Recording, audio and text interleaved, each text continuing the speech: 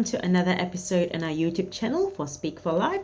I really appreciate you tuning in and for the feedback you've given me. And I'm still working on the sound and the lighting, but I'll get there. Like today, I was going to talk about some questions I've been asked just in the recent past about speaking really quickly. Now, I actually think on a personal level, I have a very fast rate of speech. However, on the professional level, when I do meet people or when I'm giving a speech, I do slow my rate of speech down. What is actually an average rate of speech? It's about 120 to 160 words per minute. So the average person's speed of speaking should be about 120 to 160. A person who speaks really fast could be speaking at about 200 words per minute, like how I just did, or even faster than that. A person who speaks really slow would be about 120 words or slower than that per minute. Now, people who speak fast usually are, they've got lots of things to say, they're overexcited, they're passionate about what they're talking about, lots of information overload, or they could be just nervous as well. So both of these are predisposed to someone speaking right, and they just want to get everything out before they forget what they've got to say, or they want to make sure they cover everything that they've got. On the other hand, if someone is speaking really slowly, they would lose the attention of the audience. So how do you get the fine balance? Right?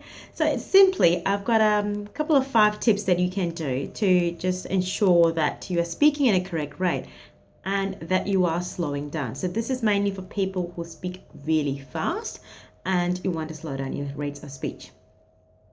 Basically, when you speak really fast, it just means you're not taking enough breaths and you're using up your air a lot quicker than every other average speaker. 5 tips on how you can actually slow down your rate of speech. Number 1 is to reduce the amount of information in one sentence. So a good way of noticing if you're using lots of connecting words are, if you're using words like and, because, so you have crammed that much information in just one sentence. So I can go, I went to the markets and I wanted to get this and I wanted to get there and yada, yada, yada, yada, yada. So that's a lot of information in just one sentence. So you might want to look at how many connecting words you have. When I say connecting words, I mean like and, so, because, lots of these things. You can have a listen to your recorded voice and actually count how many words of ands you've got in there to link as many ideas. Number 2 is actually pausing at a comma or a full stop and inflecting down. Now, when I say inflecting down, it means that you have a dip in your voice to indicate the end of the sentence, like what I've just done. However, if you are speeding up and you're not finishing every sentence and your end of the words are blurring into each other, like one I'm just doing right now, then the listener has got no idea where you actually started, where you stopped, and what meaning you're actually giving them on the other side. So remember to stop, pause, and inflect down. This practice you can do when you're reading a paragraph and reading out loud and listening to yourself, or recording and listening to yourself, or giving it to a speech therapist to analyze, like me. Number 3 is actually talk to your listener and go, do you have any questions? So actually build in those questions when you are presenting or when you're talking to them. So, you've talked for 30 minutes or 15 minutes and going, are there any questions? Now that is a sure way to break your pattern from speaking and to keep you at a reduced pace.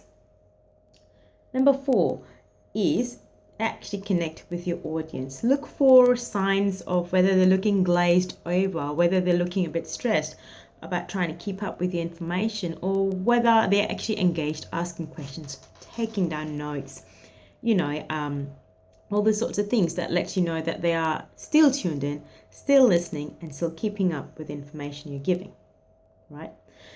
Last one is to chunk your information. Now let's just say you have an hour of talking to do, of information to give to a client or to a meeting.